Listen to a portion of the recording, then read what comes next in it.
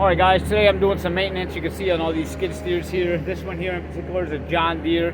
This is the 270 series. And I just wanted to show you the how to change the oil on it real fast. I'm not going to really go through the whole process, but I'm going to show you where the oil pan drain is and the filter and the filter number and all that stuff. Alright, let's get into it. Alright, that's the model there. It's a 270 series. Now I'm over here, we'll call this the driver's side. I took this panel off. Well, first let me know, anytime you're working on these machines on the engine or anything like that, you want to raise these booms up and make sure you got your safety bar sticking out here and lower it down onto this so you don't crush yourself. And that mechanism is right there. On most skid steers you're going to find it either on that side of the seat or that side. But raise the boom all the way up, slide that over, and lower it down until it rests on there, just so you know you're safe. All right, now we can get into it. So if you're changing oil on this, again, on the driver's side, take this side panel off, and your filter is going to be right here. This one has a Napa 7243, which we have right there. And to drain it, you're going to look behind the wheel here. You're going to see a little access panel, which I already loosened up for sake of the speeding up the video. These are going to be two 10mm bolts.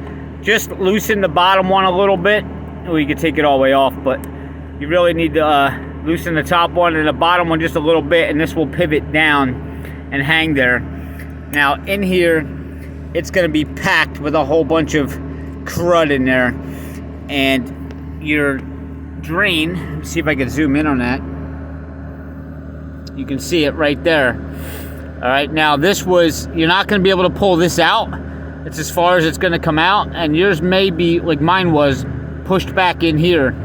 So I had to get a long screwdriver, and be careful of your positive cable here. I just stick the long screwdriver down in there and pry to get this to slide over a little bit, and that's pretty much, I'm keeping that there to keep that in position so I can get the socket on there.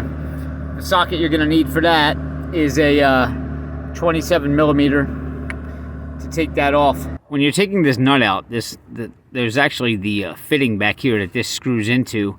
That may spin with this, so you may need to get a wrench in there on top of it. You're gonna have to go in on an angle and to hold that, and then put your socket on here. Or you could get a pair of vice grips in there on an angle. They might be a little too thick though. But sometimes this will come off without holding it, but when you go to tighten it back up, I think you're going to find that it's going to spin back there. So it'd be be prepared to have a hold back wrench back there when you take this front plug out. And make sure you got your pan. Make sure you got a couple pans, because these things do hold a lot of oil. And that's pretty much it in involving the oil change anyways.